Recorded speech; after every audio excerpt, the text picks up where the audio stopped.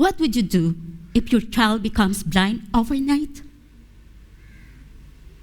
Let me tell you what my brother did when his only son, John Michael, became blind on his 15th birthday.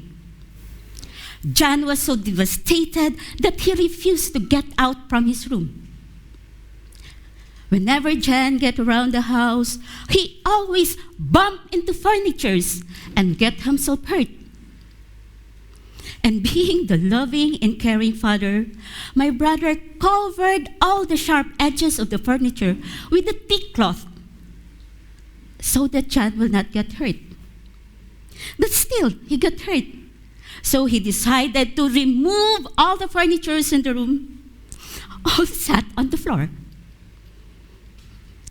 To be with John all the time, my brother rejected a high-paying job offered from abroad. Despite of all the love and care John received, he still attempted suicide. You know, too much love can kill you. I was also once a victim of overprotection. My family pampered me, being the only girl among 5 siblings and privileged to study in a university. But my dreams to become a civil engineer was shattered when my father passed away. I felt so hopeless and helpless. My world tumbled down. But I realized I need to stand up and become independent. I continued working for almost 32 years to support my siblings. I got bored with the routine life I had and decided to spend a Christmas vacation with my brother and his family who shifted to Taguig City, Manila. When I arrived in Taguig City, I saw my nephew, John Michael, just sitting in one corner, looking so pathetic. He is always sitting alone in his room. He cannot do anything on his own. This is not just the story of John. There are more than 40,000 blind children in Philippines who are also doing the same, sitting alone in their home, doing nothing, and cannot access education. You know why? One of the major reasons is the overprotection and the lack of knowledge of parents of the services and skills available for the blind, which make them even more disabled. Another root cause of the problem with respect to their communication, mobility, and self-confidence, and also the discrimination faced by the children and school in from the mainstream society. The situation changed for John when Lorena Acula, 2013 Kanthari and founder of Future Vision, visited my brother's home. It took a lot of effort to convince my brother to send John to Future Vision. Future Vision is a residential learning center that provides a safe, supportive, and homely learning environment for blind children to access education and be a part of society. I decided to accompany John to Future Vision. Being there, I was so inspired by the work Lorena was doing, how she empowered her blind beneficiary. Let me tell you what I saw in Future Vision. On this side, you can see children learning how to read and write in Braille. Listen to this Braille typewriter.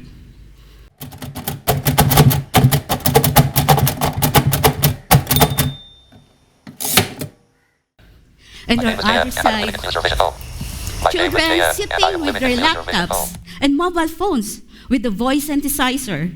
My name is JM, and I am living in Future Vision. My name is JM, and I am living in Future Vision. And some of the kids going out with their white cane to buy groceries. And other children are outside playing goalball a ball game for the blind. And some of the kids are jumping, singing, and screaming.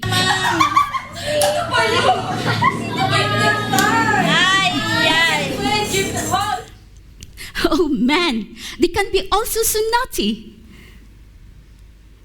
I could see some of the kids cleaning their room. One is cooking rice, and some are frying eggs.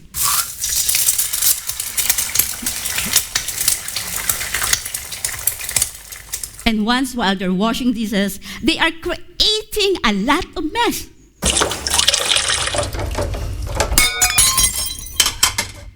And even playing with the cell phone, scrubbing each other's face.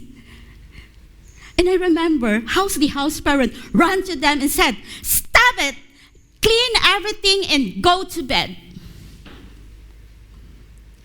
All these were skills to prepare blind children to integrate themselves into the mainstream society.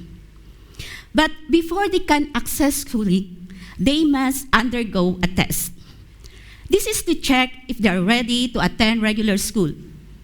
But future vision doesn't stop there. Regular follow-ups are done. In no time, I was hooked with the vision of future vision and decided to volunteer myself. During my stay, I came to know that there are some children who are struggling with their mathematics. I tried my best to help them out. Oh, it was not an easy task. I had to relearn and unlearn the way I communicated with them, verbally describing everything I see. And I remember one night, some of the children ran to me, hugged me, and said, "We passed our math exam. Thank you, Tita." I was so overjoyed and moved to tears.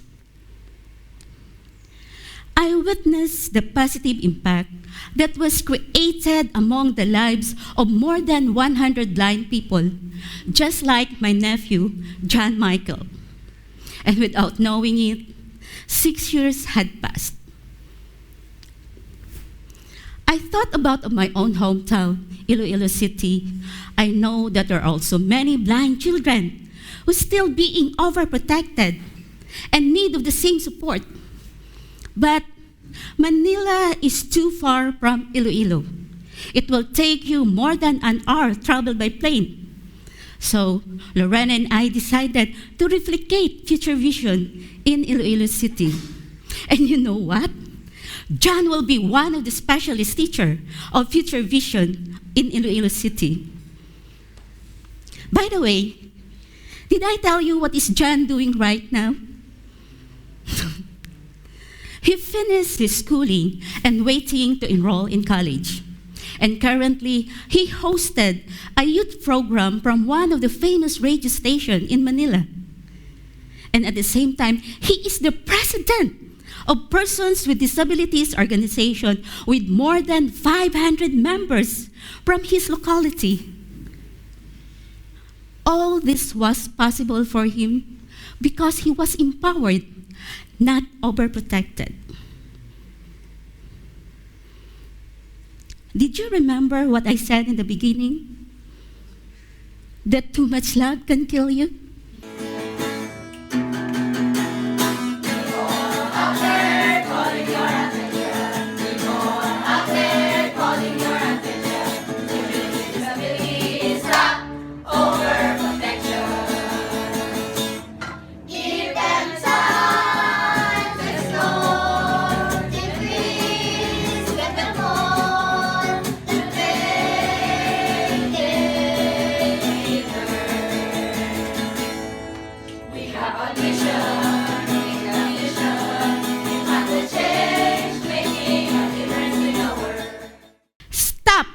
Overprotection.